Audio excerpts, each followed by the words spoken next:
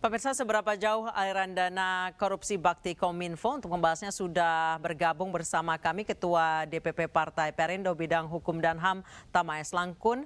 Dan kami juga telah terhubung dengan Koordinator Masyarakat Anti Korupsi Indonesia atau MAKI Boyamin Saiman. Selamat petang Bapak-Bapak. Petang, Assalamualaikum warahmatullahi wabarakatuh dari Tanah Suci. Selamat petang Mbak Anissa. Baik, Mbak saya Bunyamin, selamat ibadah. Saya ke Pak Boy terlebih dahulu deh Pak Boy. Sebenarnya sama tadi seperti pengantar tadi, sebenarnya seberapa jauh sih aliran dana Bakti Kominfo ini? Karena kalau misalnya telisik memang ini kalau memang ada penerimaan, ini periode November 2022, Desember 2022. Ketika itu Menpora masih menjabat sebagai staf sus. Jadi gini, ada klaster istilah saya begitu. Klaster sekarang ini terkait Markus, makelar kasus. Jadi para pelaku yang sudah tersangka itu dari pemborong, subkontraktor, dan pihak-pihak yang pejabat proyek, misalnya dari Bakti, itu kan sudah merasa sebenarnya sih. Ini banyak pekerjaan yang terlambat, ada markup, ada fiktif gitu. Dan mulai diselidiki oleh Kejaksaan Agung. Nah mereka pengen cari selamat. Nah, cari selamat itu kemudian menghubungilah orang-orang yang diduga mampu menyelamatkan mereka. Nah, bahasanya ini maklar kasus atau orang yang mampu menyelamatkan. Nah, itu kan pasti orang-orang yang diduga dekat dengan kekuasaan manapun lah gitu. Jadi ini bisa dikelompokkan sebagaimana juga telah dimuat majalah Tempo, ada nama Windu, ada Setio, juga ada Dito, ada yang lain-lain lah, ada Edward gitu. Dan ada temuan kita sendiri misalnya P gitu, inisial P gitu, ada gitu. Jadi ada beberapa yang memang klasternya ini kemudian adalah klaster yang diduga diberi aliran dana karena dimintai tolong untuk membantu mereka supaya lepas dari jeratan hukum. Nah, apakah pada Pak Dito ini juga ada rumusannya, itu belum tentu juga gitu. Bisa aja ini duit yang mengalir itu bayar utang. Nah, kan ya bisa aja begitu, namanya ini asas praduga tidak bersalah, tapi Kejaksaan Agung saya yakin tidak akan gegabah kalau ini benar-benar bayar hutang, tidak perlu dipanggil, kira-kira kan itu. Maka perlu diklarifikasi. Nah, rangkaian inilah yang kita bisa meminta Kejaksaan Agung pada siapapun yang diduga ikut menikmati uang dana dari korupsi secara tidak wajar, mestinya bisa dikenakan dari sisi korupsi adalah penada hasil korupsi. Atau kalau ini dikenakan pencucian uang, bahkan turut serta mencuci uang, karena itu kemudian proses-proses yang ikut menyamarkan uang kan. Ini kalau ditemukan dua alat bukti, minimal dua alat bukti loh ya. Tapi kalau kemudian ada rumusan-rumusan yang lain ya kita tunggu, kita serahkan sepenuhnya kepada penyidik Kejaksaan Agung untuk memformulakannya siapa yang bisa dinyatakan terlibat secara hukum atau ternyata tidak gitu kan. Nanti dari penjelasan masing-masing ini kan kita semua sudah bisa berpikir logis, nalar, dan kira-kira ya wajar kan gitu kan. Baik, nah, saya itu yang rumusannya. Baik, saya ke Mas Tama. Mas Tama, jika benar memang ini ada dugaan penerimaan 27 miliar rupiah, bahkan lebih banyak dari menterinya yang saat ini sudah tersangka ya?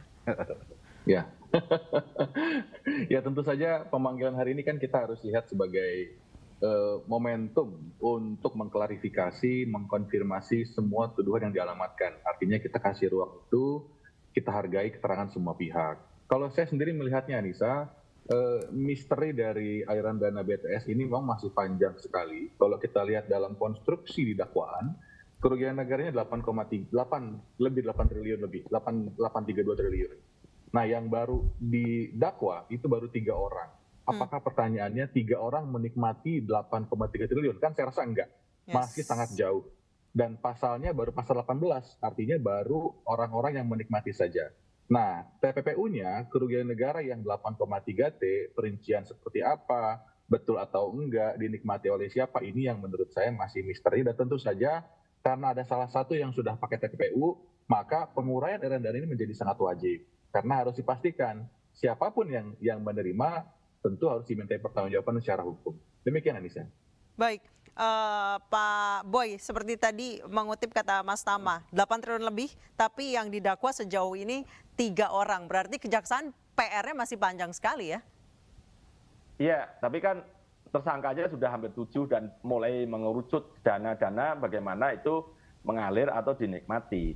Misalnya selain klaster Markus ada dugaan ya, ada maklar proyeknya pun juga ada gitu. Jadi saya bahkan menemukan dugaan uang 300 miliar dalam bentuk macam-macam, ada rupiah, dolar Amerika, dolar Singapura, fotonya juga saya serahkan tadi kepada iNews itu. Dugaan-dugaan bagaimana maklar proyek pun bermain gitu. Tidak kerja apa-apa tapi dapat duit gede gitu.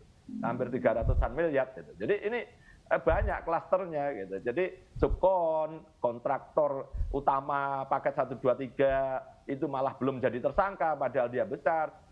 Ini diduga karena dia aman ada markus yang lebih besar lagi kira-kira gitu. Sampai saya ledek, salah sih kalian ini gitu kepada lawyer-lawyernya nyari markus kok markus yang hanya ngaku-ngaku dekat kekuasaan. Ya ketipu lah. Ada yang dekat kekuasaan benar, ada satu orang atau beberapa orang pemborong besar yang belum tersangka sampai sekarang gitu karena menggunakan dugaannya markus yang hebat betul gitu. Jadi mereka tanya siapa Mas, saya tunjukkan namanya inisialnya P gitu. Nah, ketawa mereka gitu. Jadi ya mari kita lihat ini drama masih akan panjang. Pak Boy, P itu yang artis itu katanya Pak. Ya? P itu yang artis itu katanya. Bukan. Pernah jadi artis rame, tapi artis dalam konotasi yang lain.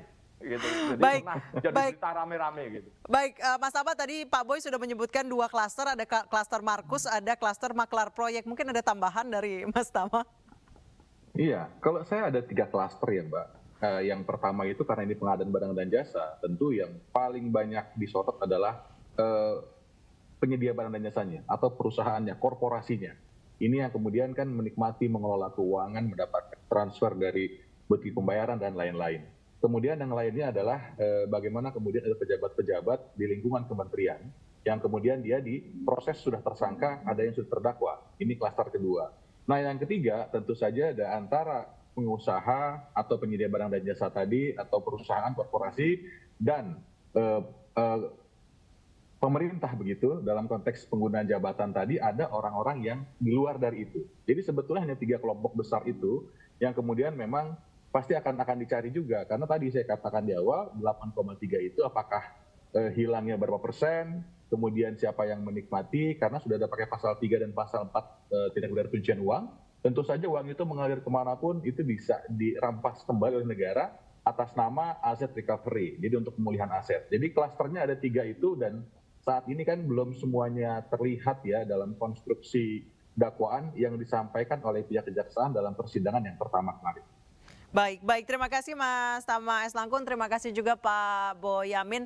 Selamat beribadah Pak Boy, selamat petang Bapak-Bapak.